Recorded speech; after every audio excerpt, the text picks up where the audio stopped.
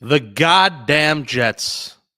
Another week, another loss. They find new ways to lose, new penalties, new ways to burn timeouts.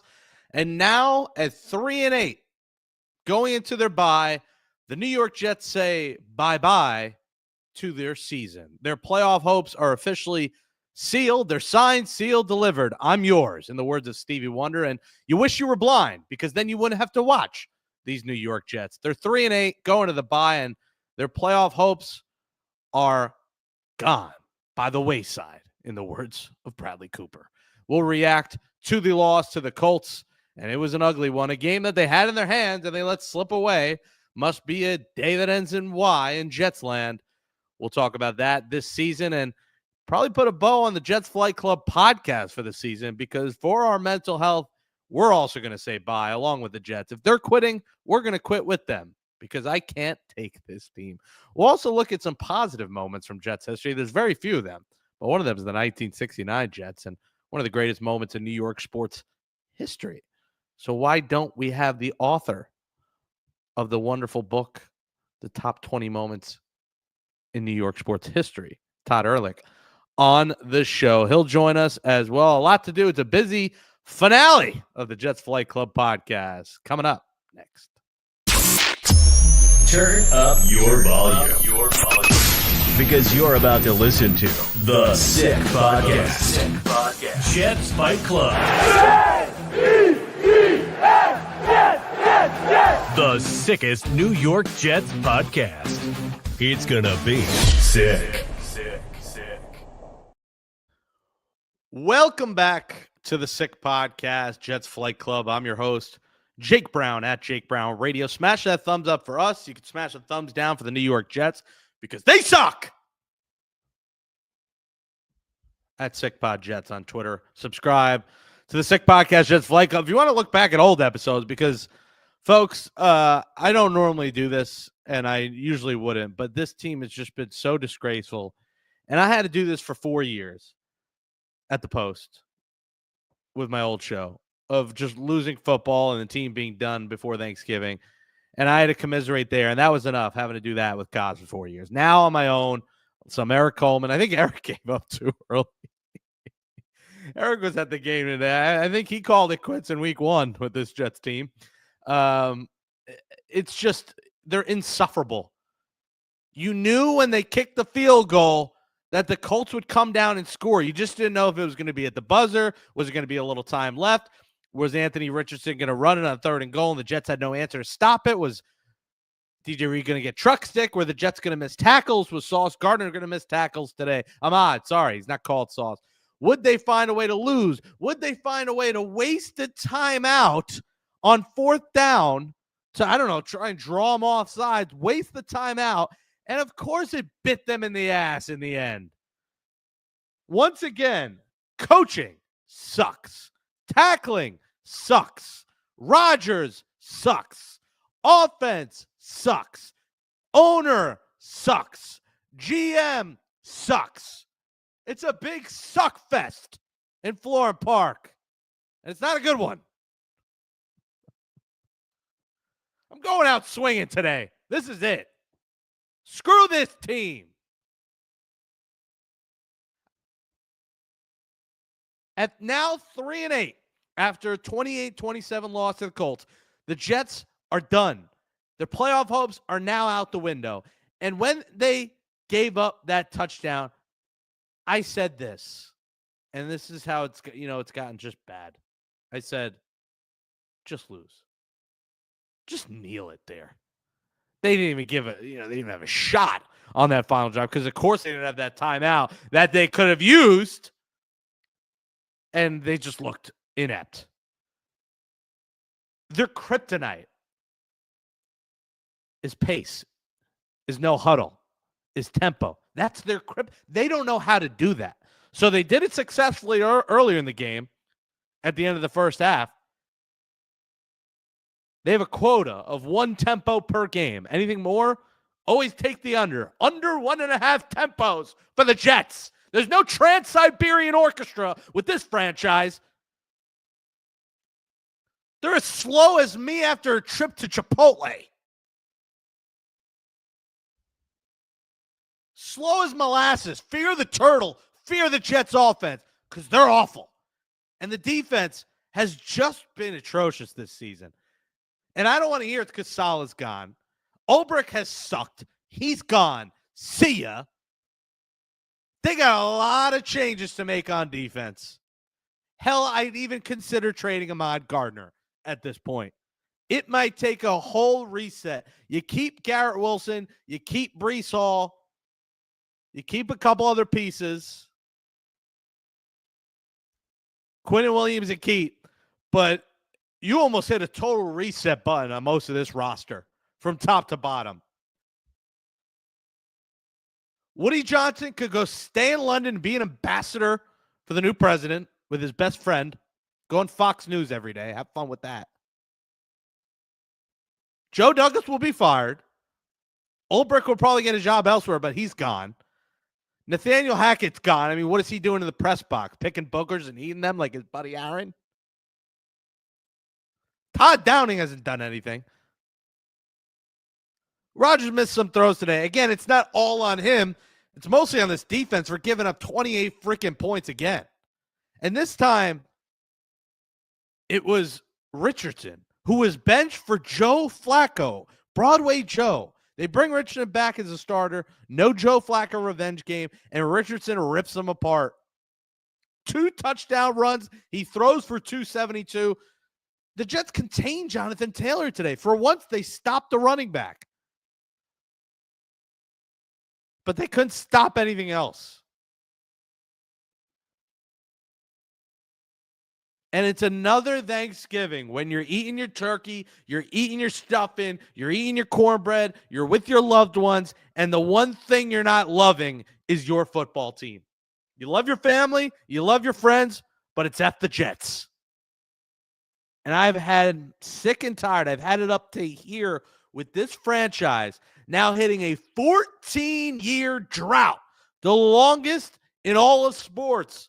It's on a year 14. The last time the Jets made the playoffs, and I remember it so vividly well, I was in college. I was a sophomore at Hofstra. I remember the dorm I was in, watching the game. One of my roommates was a Patriots fan, and I remember the joy and the glory of getting to back-to-back AFC championship games my first 2 years of college. And then as I put my college graduation crown, whatever the hell you want to call it on, the Jets decided we're not going to graduate into the postseason ever again. And that's exactly what happened. I graduated college. The Jets didn't graduate from the regular season. And once again, before Thanksgiving, you might as well send them on a one-way trip to Cancun. Because now we don't even need to utter the word playoffs. I don't even need to utter a word because I'm closing up shop on the Jets Flight Club. That's it. I'll save Shane work. I'll save Sick Media work. They won't have to worry about this show. I'm done. They're cooked. I'd rather focus on Mets Magic and the Mets offseason. Because, God, there's a team you could get behind. This team, so unlikable. So unlikable. To the point, like, you almost don't even care about Rodgers coming back next year. And I'm not saying it's on him, but, man, no energy. Another first half where they do absolutely nothing. 5 straight possessions without a first down. 5? It took until 90 seconds left in the half for them to get a first down. I've seen better performances from the Trumbull High School football team.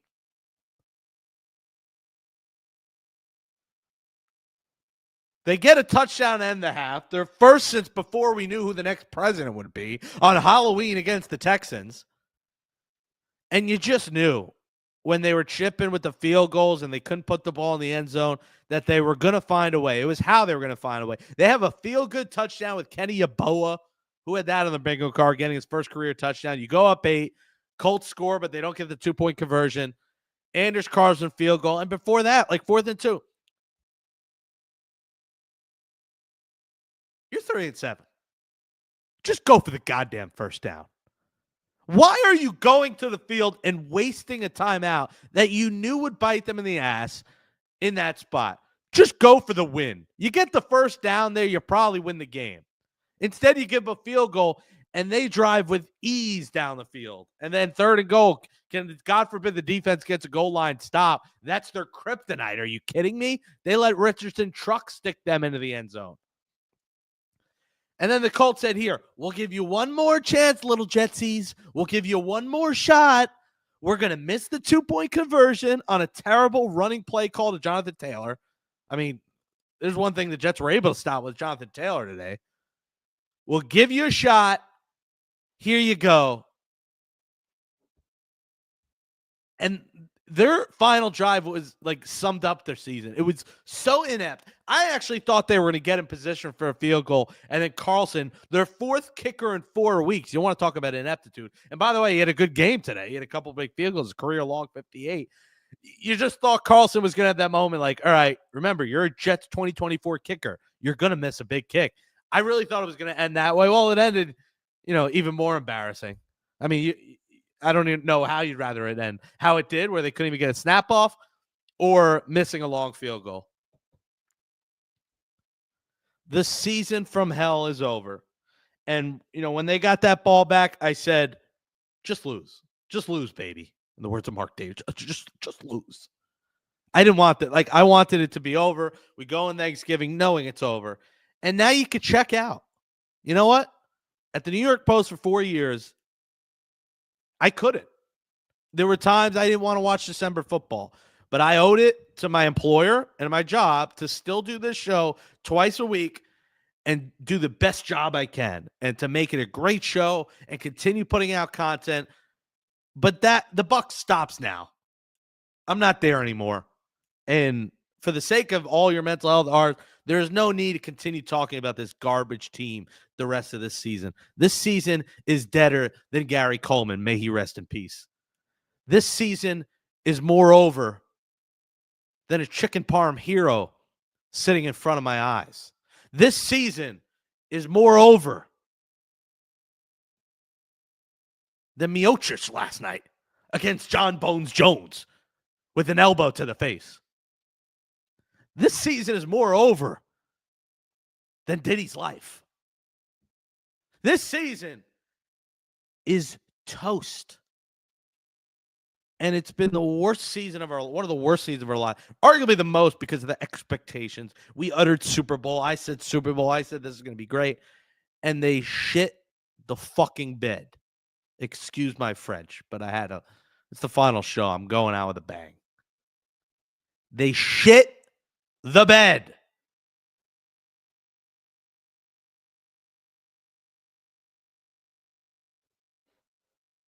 So if you want to follow the Jets the rest of the season, go to my old show. Have fun over there. Go watch their post-game shows. I'm sure that'll be fun. 3-8 Jets. Yippee!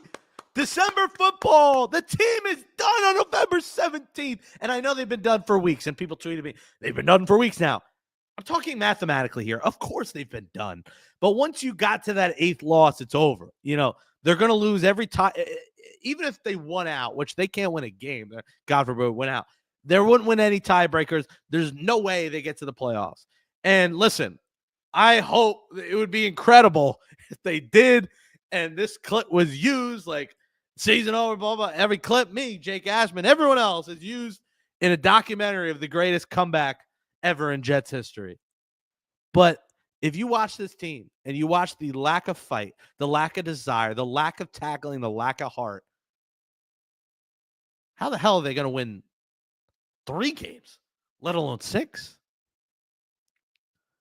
And everyone jokes about JETS just end the season, but it's a fact. Just end the season. And for today, JETS has a new meeting on Jets Flight Club. Just end the show. That's exactly what I'm going to do.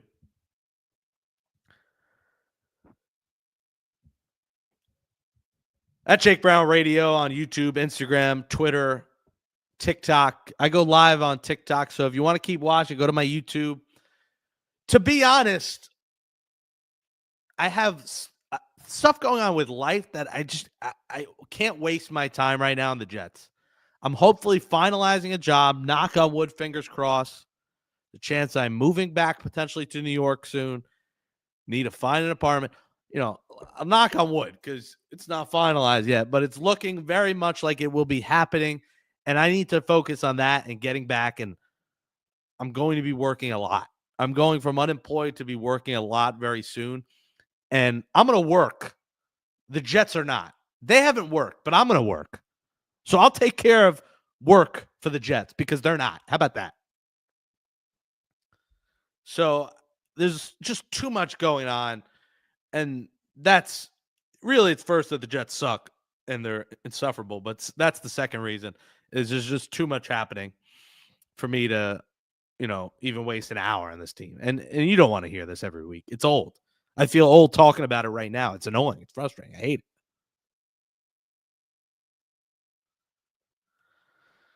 it. I felt good. I've never gotten a therapist. I kind of just talk it out on podcasts.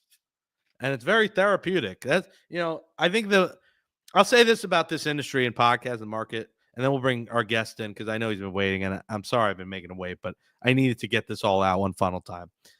It is a good form of therapy. I do think this market is way oversaturated. There's a lot of people being laid off, jobs being lost left and right. Since I've been laid off, all companies, it feels like there's a billion layoffs. And good people, talented people are getting laid off because of cuts, because the top 1% of podcasts are making money and the others aren't. And it's just an oversaturated field. But I will say it's fun, it's therapeutic, and there's a reason people do it. It's fun to get behind a microphone and do this. But it's not a way, for the most part, to make a living full time. And I was blessed to do it for 5 years at my old employer. But the industry's changing. And there's a lot of changes. So what I'll be doing next is similar, but a little bit different. Again, knock on wood. I shouldn't be saying this. This might be bad voodoo, but screw it. A little bit different, but the industry's changing. And unfortunately, the Jets aren't. They're not changing to winners. They're still big effing losers. Jets 3-8. They lose to the Colts 28-27. They'll have a bye, and then they'll play a meaningless game against the Seahawks, and Geno Smith will probably deliver them the final punch like he did to IK and Kampali. He'll deliver the final punch in 2 weeks and give them their 9th loss to get rid of any tiebreakers, because 9, it's impossible. 8, you need everyone to lose. So Geno delivering the final punch, I almost hope it happens. Just let it happen. At this point, I've never been about really tank in November, but just tank. Just lose out. Just a disgrace. I'm Jake Brown at Jake Brown. I can't even speak anymore. At Jake Brown Radio. This is the Sick Podcast, Jets Flight Club at Sick Pod Jets, youtube.com/@SickPodcast.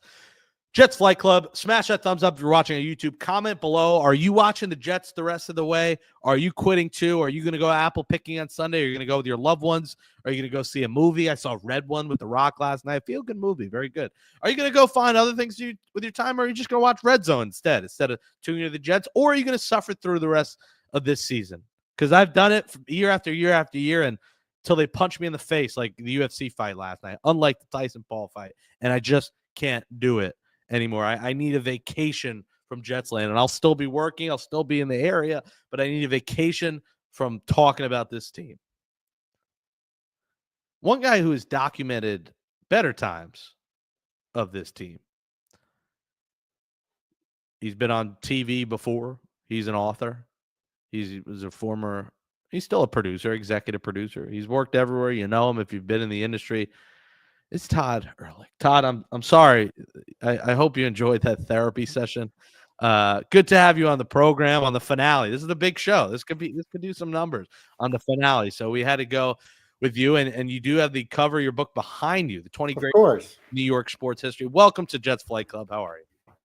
Jake, I'm doing great. Why don't you tell us how you are, Jake? I think you got to learn to let it out and articulate yourself. It's hard to tell how you're feeling today. That was 20 minutes of rambling, but it felt good. Like I threw like a dead Gary Coleman under the bus. I don't know why, but I don't know either. He's a good guy. I was expecting a Niedermeyer The Jets are dead, like Niedermeyer, an old Animal House. That's what I was waiting for. Never came. I So ran out of dropped reference. it. I ran out of references. My brain is just fried right now.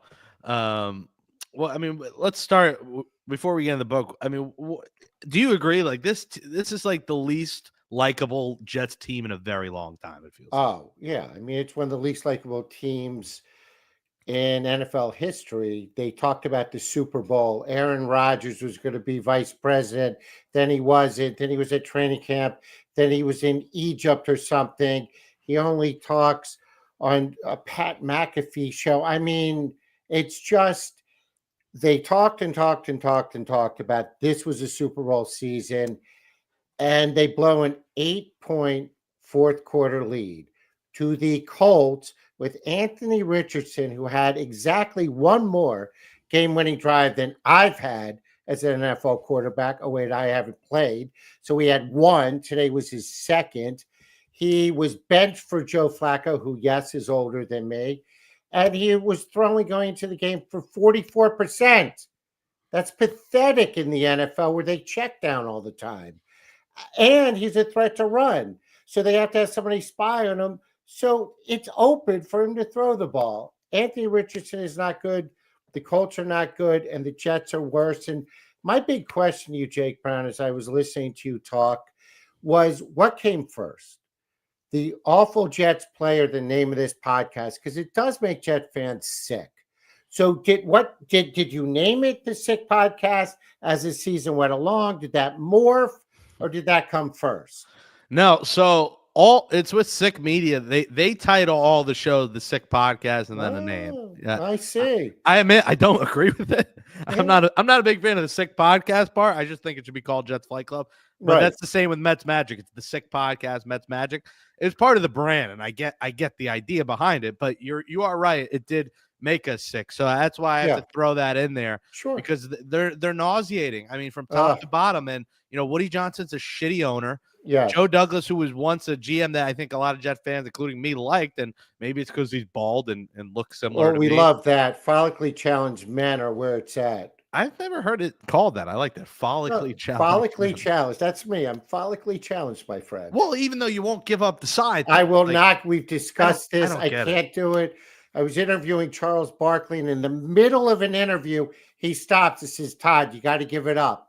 And I'm like, are my questions like, what do I have to give up? He goes, give up the hair. He goes, it's no good. You look a lot better if you shave it. It's true. I'm like, Chuck, I can't do it. I can't let it go. See, Todd, as a single man in the streets of New York, New Jersey, I couldn't be seen with that hair. I'm sorry. Like at my age, at 33, like you're married, right? Oh, of course, yeah, with a beautiful child. Jagger David Ehrlich, my wife is gorgeous. I outkicked the coverage.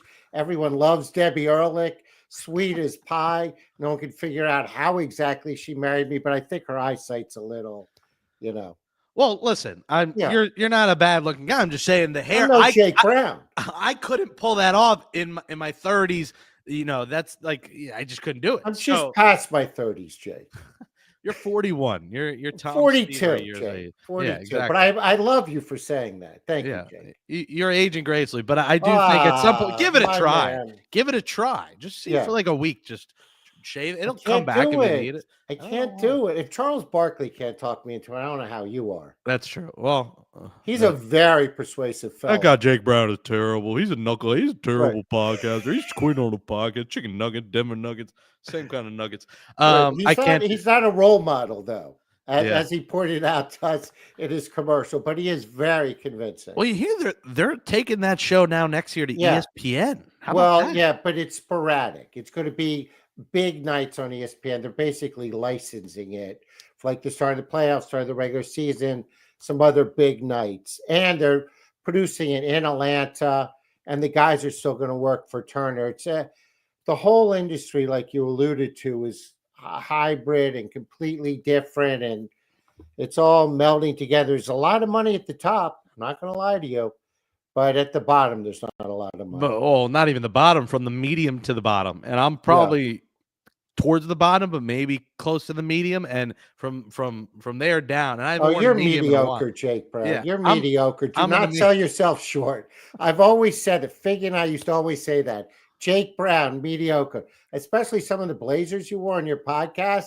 Questionable, Jake. Oh, What come are you, on. Lindsey Nelson? Yeah, Like I could Figured be like, look what he wore today. Look what he it was incredible. I'm like, thank God he's a good-looking guy. Otherwise, there'd be no way he could pull Thanks for the this off. backhanded compliment there. Yeah. You saw I what like did there, different. right? Listen, You saw I was that? the talk of the town. See, you were talking There's no about it. doubt- I If was I wore a talking about black or regular blazer, listen, But the Figgy interview, talks about everything. I don't know if that's a bar that you actually hurdled. the blue blazer I wore when I was on Picks the one Picks? time. I wish By the way, Figgy never had me on again, which I was a little bit offended I by. had but- you on. Ehrlich had you on. Did Ehrlich have you Well, on? Figgy never had me on his show. I went on the Sunday show, Figgy, Right. which I feel a Because little Ehrlich disrespected, but loves it's fine. you. See who loves you, Jake Brown. That's true. You maybe love me more than Figgy. Well, that's how I'm on this. The final sick podcast of Jets Flight Club, which is being grounded.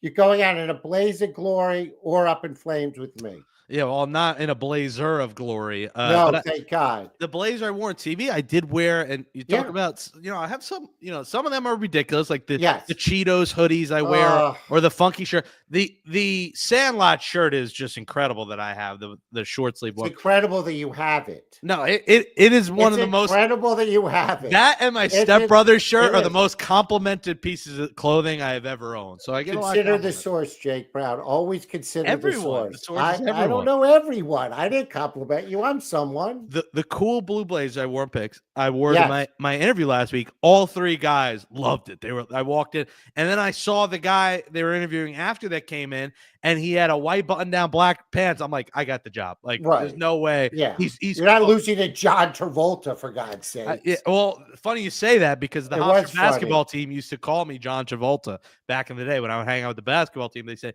"You John Travolta looking mother effer," and I that was a long time ago, Jake Brown. It kind of was. It was a long time ago. The show has gone off the deep end, but it's the final show, so we might as well that's go okay. off the deep Why end. not? Listen, are we more entertaining than the Jets? Yes. Did you book me and say I want entertainment, or do you want critical analysis of a horrible football team that now is probably not going to make the playoffs? And what are they going to do? Well, what are they going to do? Their owner's going to leave the country and go back to London. Which is a good thing, but his brother's still there. Yeah, but Chris is still there. Okay. Their quarterback, even if they get rid of him, they own like $49 million next year, then 15 the year after. How is that going to work out? Well, Todd, that's part of the issue. It's a huge issue. They gambled and lost. Look at him. Why do you get Aaron Rodgers? Because in the fourth quarter, it gets a terrible team. If you have Aaron Rodgers with the game on the line, he's going to throw it behind his tight end that gets sacked to run out the clock and throw it over the middle with no timeouts. Come on, Jake Brown. Yeah, Come he looks on. nuts. Well, that's all these layers are why not only is the season is frustrating, they're missing the playoffs, but the future that once looked bright looks bleak. Like there's Garrett, Brees, and then who? Like Quinnen Williams, Garrett, and Brees. That's three players. That's three. Gardner has been a shell of himself this year. Don't call him Sauce. I call him Ahmad now. And he's right immature. He deactivates Twitter, goes on, replies to Matt O'Leary, like he replies to Rich Samini. I'm like, this child behavior is Rich unacceptable. Samini's job. Leave him alone. I love Rich Samini. He's helped me a lot in my career. Come on a lot of my shows. Yeah, and I can get why people don't like him, but like still don't reply to him. Right. Ignore him. And that's the problem. People ignore you except for me. I put you on TV. A lot of people do ignore me. And, I think they are making a mistake because I think I have huge mistake. Valuable information to say in an entertaining fashion. That's what I was trying to tell you. Well, listen, the future is bleak of the Jets, but the future of us is not bleak. We're grinding, we're working. I'll hopefully have an announcement this week or next week, and gonna go down to Carolina, see the family. My book is going to its third printing. Yeah, let's talk about the book. Let's talk about the book. You wrote about good times in New York history, and the book is called The 20 Greatest Moments in New York Sports History: Our Generation of Memories from 1960 today. Am I saying your name right, by the way? Ehrlich, or is it Ehrlich? No, sounds familiar. No, you could go either way. But As what do you long as you prefer? have me on your podcast, but Ehrlich is proper. Ehrlich. Okay, I was right. Yeah. And, the forward by David Tyree, who, Not bad. I did a live podcast with, and he roasted David Gettleman. I mean, absolutely roasted Gettleman, and was a great guest. We had him on a live show in Hoboken at a beer garden. He was fantastic. I And had him Gary on Myers my on the book. I had him on my Blitz show. Tyree killed it. Did the forward, wrote on the poster behind you, which you can't see, but it says, "Keep getting great done, Todd," which is a very nice thing. And the forward was wonderful. And I've got a great story from him. Can I share a Giant story on a Jets podcast? I mean, if it's the last one, We do you could do mind? a very brief one, but I A brief imagine one. the Okay, Tyree catch was in on the 20 moments of that So Super the Bowl. Tyree catch is number one in the Oh, it's book. number one. Yes. And he writes the forward for me. And he tells me, he said, "Todd," I said, "Listen, David, I can't imagine a day goes by that somebody doesn't bring up the helmet catch to you." I said, "What is the most poignant story anybody's ever told you?" He said, "Well, one day the guy came up to me and he said, I watched the game with my entire family and my grandfather. My grandfather was on his deathbed and they had given him less than a month to live. We watched the game. We watched your helmet catch. We watched the Super Bowl win. We were so excited as a family that he lived another 6 months." And they gave Tyree credit for helping to extend his life. And David said to me, "Look, the mere perception that something I could do athletically could have possibly helped to bring joy to somebody and extend their life is beyond humbling." So how can you not have him do the forward? That's fair. And he also does have a lot of children. So I know he said He has a lot of children. He I does. would forget the names 7. at that point. I would 7 children. Yeah. I mean, that's Well, he tattooed the bottom of their feet. So if he gets confused, no, I'm just kidding. Oh, I wouldn't be surprised. Yeah, I mean, him and Antonio Cromartie got the population of Rhode Island combined with their children. It's like 19 one children. more than Rhode Island, because Rhode Island's 18. That's true.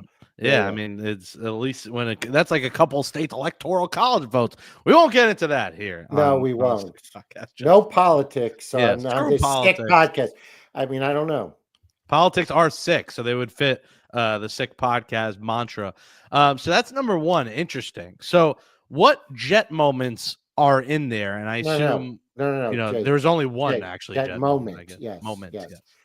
So the moment is the guarantee by Namath, and I asked him about it, and I asked him, how did that come up? Because if you think back, at that time, the only one that was brash and really speaking out was Muhammad Ali, right?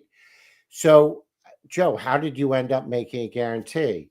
So he said to me, he was going to the Touchdown Club the Thursday night before the Super Bowl, and he was going to get named the Footballer of the Year, the first ever AFL player to get that award. He thought he was going to go up, get the award, wave at the crowd, and sit back down. He had a bunch of his Jet teammates with him.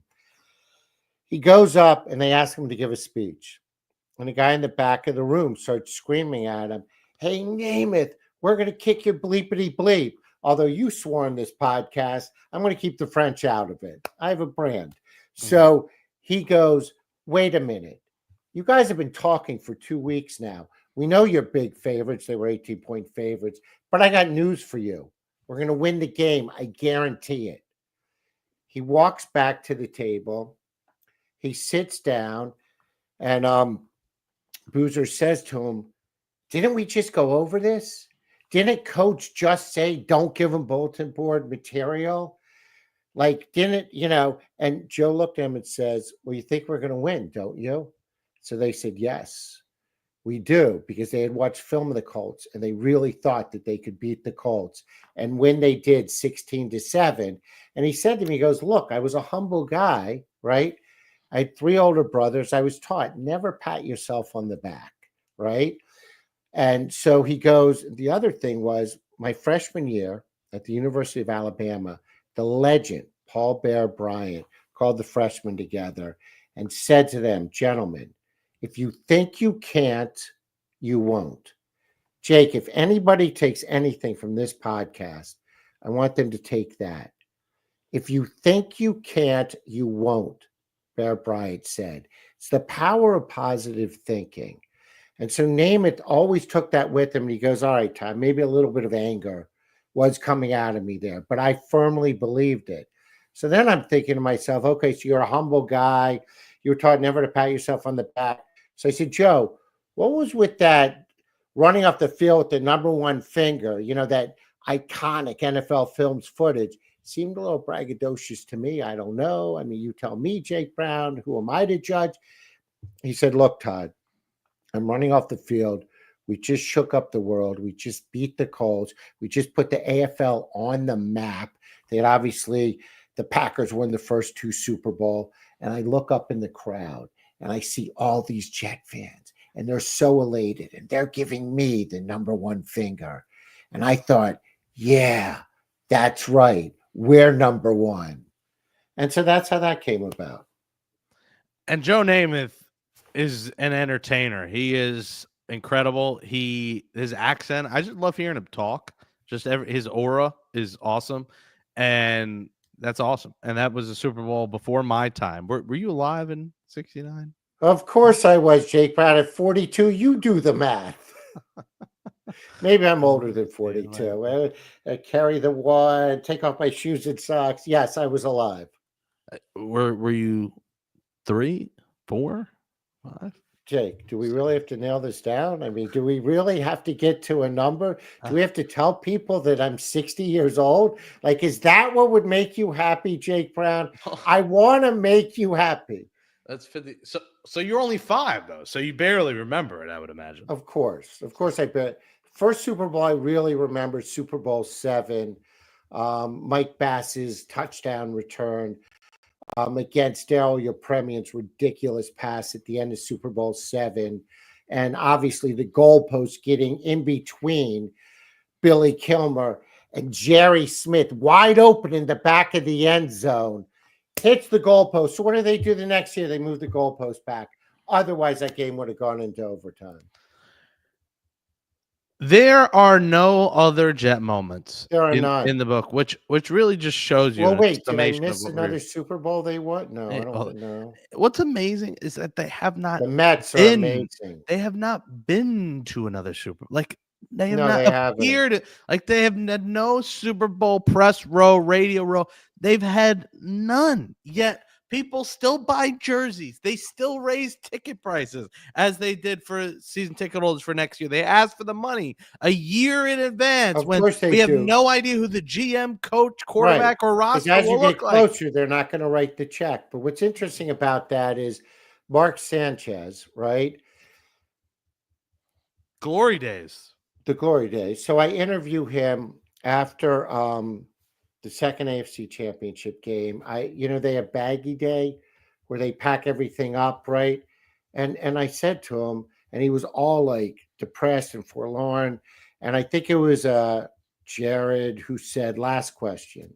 So I said, listen, man, I get it. You're upset. You were this close to the Super Bowl. Like, I get it. And 2 years in a row. I said, but you've been in the league 2 years. You've gone to 2 straight AFC Championship games. Can you take any solace in that? Especially for this franchise. It's a lot of success, and you're on the doorstep. And he really paused. He thought about it. He gave me a really thoughtful answer, and it sort of changed his whole mood. And clearly he wants to win. Clearly you want to get to the Super Bowl. Clearly losing is never acceptable, no matter when it is. But there was a lot to be proud of there. And afterwards, Bruce Beck came up to me. He goes, Ehrlich, thank you. That was a good question. And it goes to show, as you bring it up now, they've never been back. Halcyon days, Jake Brown. Halcyon.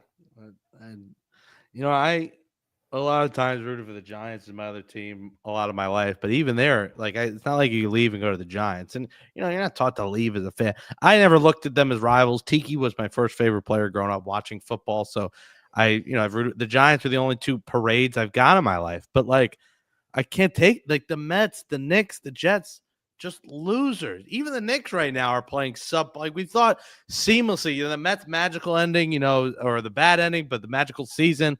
The good vibes. All right, going to the Knicks, the other orange and blue. Yes. and even they're not bringing me that much joy right now. They had a great So, win the other night. Jake, can I help bring you joy? You know what'll help me bring me joy? A sugar-free vanilla wafer I'm going to eat.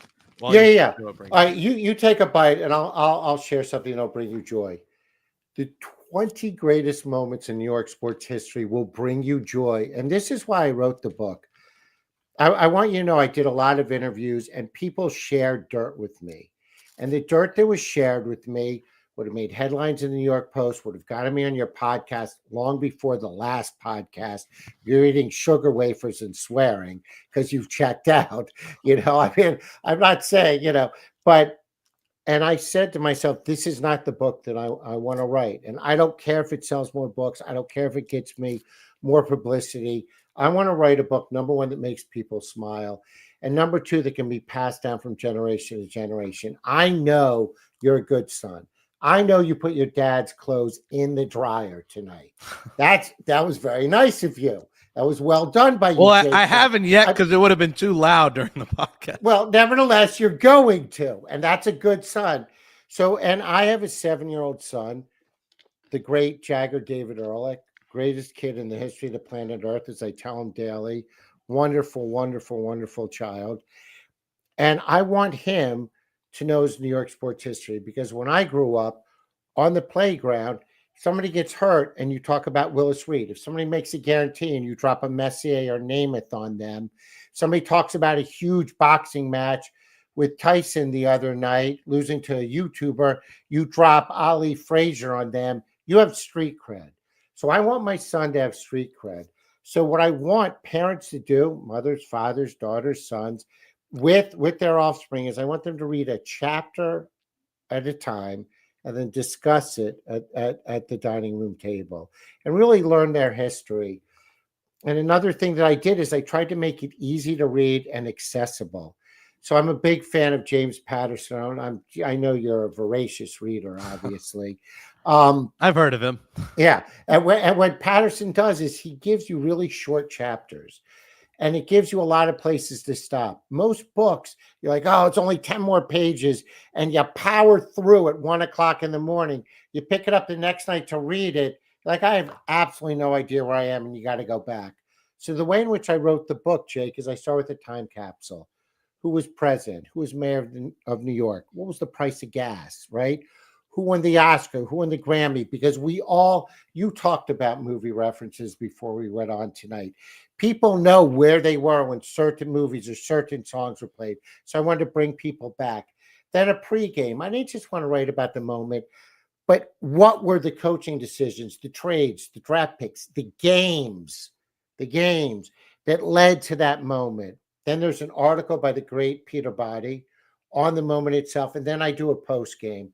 And I did over 100 interviews with, don't name it, Mark Messier, Bucky Dent, Bobby Nystrom, Chris Chambliss, Marv Albert, David Tyree, obviously, Eli Manning.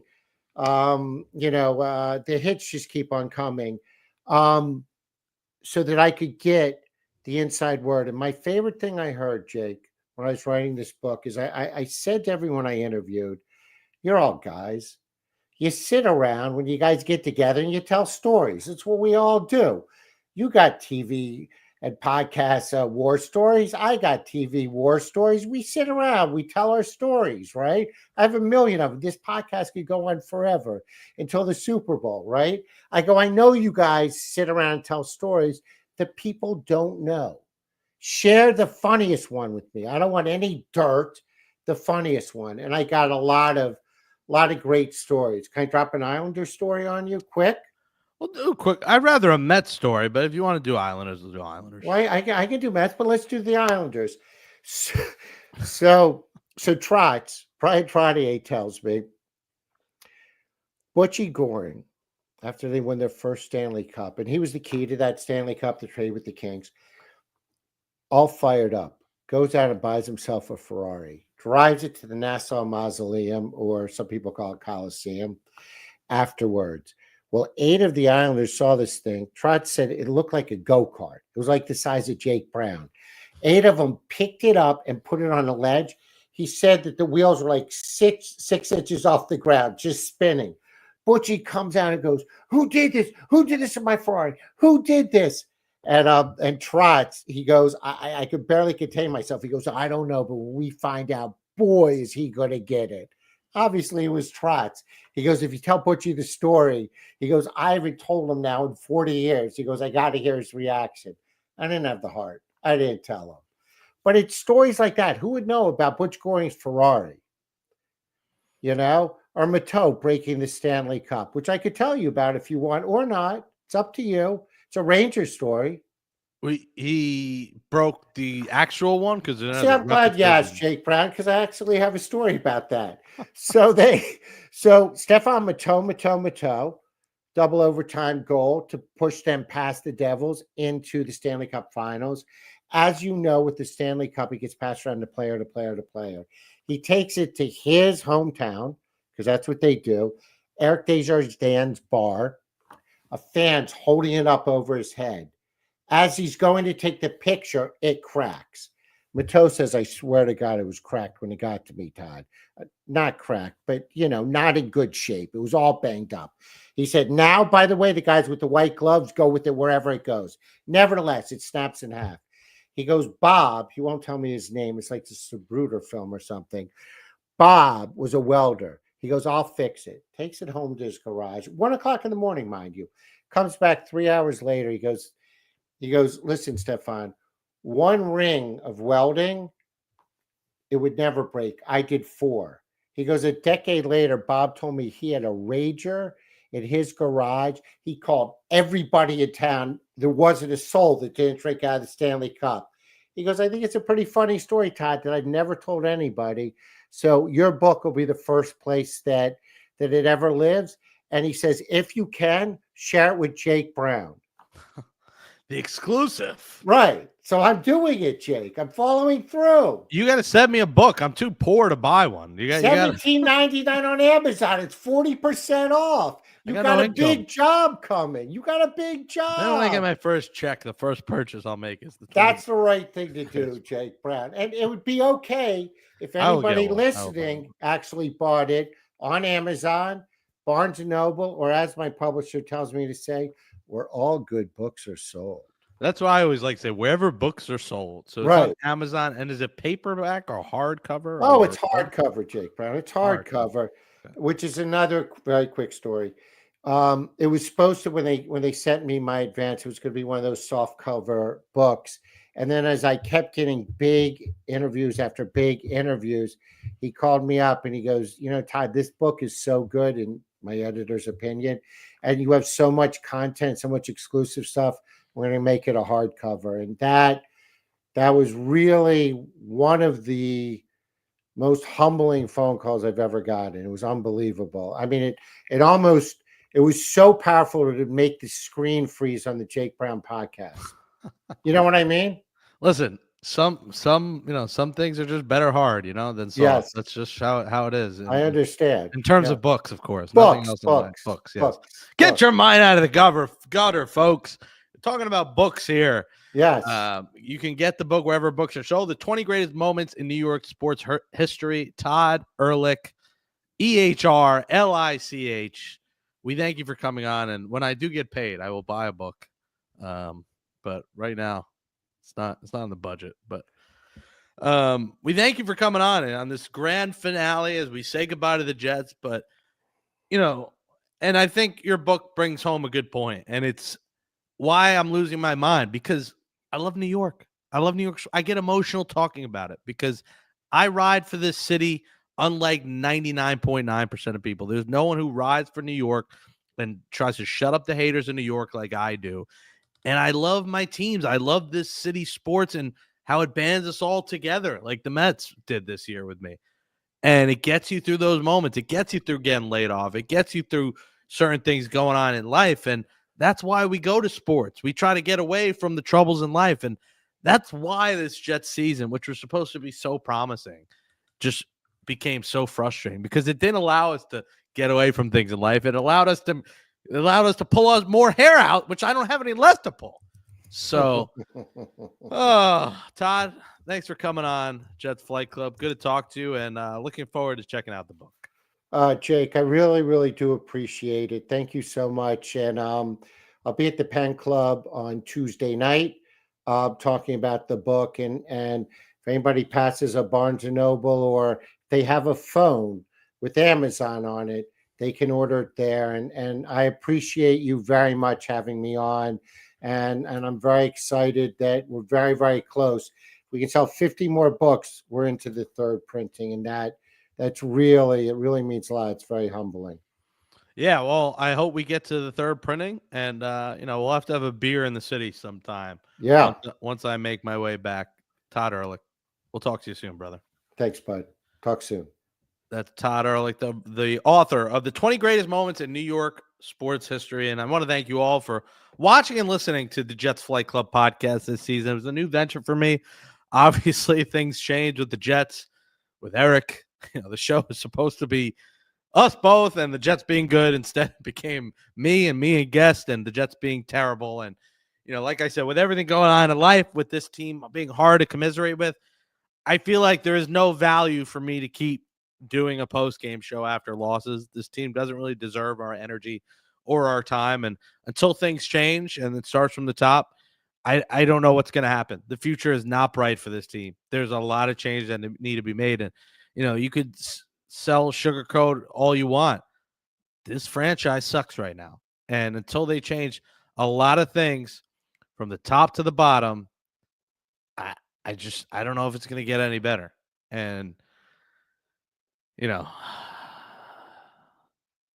Lewis in the chat. At least you had a chance to be funny when the Jets lose. Yeah, I mean, listen, I think the best shows are after losses. I think those are the shows people enjoy most, which is sad because that's all we're used to, watching this stupid team lose every single game. And while I'm glad I could keep people entertained, the few of you that watch and listen, I can't do it anymore. It's not entertaining to keep you entertained now that they're officially out of the playoff race. So, if there's major news that hits, I'll come back on here. Maybe I'll come back on sometime in December for like a show to recap where we're at in life. But for now, go to my TikTok live at 5:05 p.m. every weekday, Monday to Friday. I go do a lot of TikTok lives, a lot of TikToks. Jake Brown Radio on YouTube, Twitter, Instagram, Jake Brown Radio.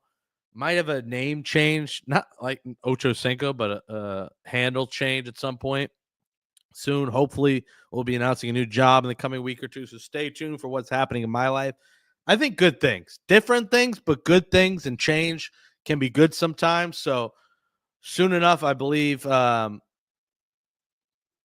be back on our feet. And it's been a brutal 3 months, but I'm on the come up. The Jets might not be, but I'm coming back.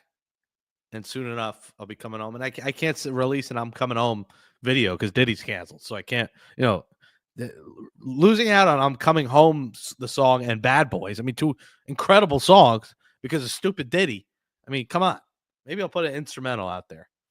I watched you 2 weeks ago and you said some funny things. So I guess your channel popped up if you did keep the good word. Appreciate it, Lewis. Yeah, listen, I'm biased. I think I'm a funny guy. I'm entertaining. So I do my best to try to talk through the pain of being a Mets, Jets, Knicks fan because I did 4 years with the Post, with the Gangs All Here podcast, and consistently losing. I mean, I don't even know how you watch that or any show right now. I feel bad for my buddy Jake Aspa. He's doing this. Now he's got the following and the content. He'll be fine. But man, how are you gonna have a watch party? What party? I mean, it's a watch funeral every week watching this team. So, I'll still tune in here. I don't think I'm going to be watching every Jets game and locked in anymore the rest of this season. Obviously, I'll be back next year because that's what we do. We just keep coming back until we, are dead. I mean, we keep getting punched in the face watching this stupid franchise for 14 years in a row. Now make the playoffs. Last time they made it, I couldn't even legally drink at 19 years old. 14 years. I was at college. As an adult, the Jets haven't made the playoffs. Think about that. Anyone my age or older, or I guess anyone my age or younger, I should say, from 0 to 33, they have not seen the Jets in the playoffs as an adult. Are you kidding me? Like, that's hard to fathom. So, We'll see what happens. But the future outside of Garrett Wilson, Breece Hall, Quentin Williams, whole new coaching staff's coming. You got, they win every offseason and then they lose every regular season. It's amazing. The Jets lead the league in Super Bowl championships in the offseason. And they're last in the league in Super Bowl championships in the regular season. So I'm sure they'll make some kind of splashes this offseason. Only, I'm done with the Super Bowl predictions and being positive. Because they just continue I just got to go in with zero expectations and hope for the best. Work for the Mets this year. We had zero expectations, and they had a magical season. So I think that's what I'm going to do going forward for the Jets. I'm going to have zero expectations, hope for something, but not expect anything, because that's all they give us. They leave us feeling empty every year, and it's unacceptable for a team that raises ticket prices every year. It's a joke. So I want to thank you all for supporting this podcast. Go back, watch old episodes. Honestly, the Lavernius Coles interview is a must watch. That does not have enough views. I think that's one of the best. That's probably the best Lavernius Coles interview online, and doesn't have a ton of views. So I would check that out. I mean, he was raw, honest, roasted. I think that might have been the last episode Eric Coleman did. Maybe he was mad at the interview. That interview was incredible. So go back, watch that, watch some of the old interviews. But for now, I'm going to say goodbye, and I want to thank you all. And I don't want to thank the Jets, but I want to thank Jet fans, listeners, viewers for watching, supporting this show. I'll be back at some point before the end of the year, but, we got a bye week anyway, so there's no Jet game this week. Enjoy the bye. Enjoy your Thanksgiving holiday. We'll talk to you sometime in December, maybe do one more. But for now, appreciate you all for tuning in. I'll be keeping you posted soon on where I'm headed, what I'm going to be doing, but give me a follow. Jake Brown Radio on all social media. Thanks for watching, listening.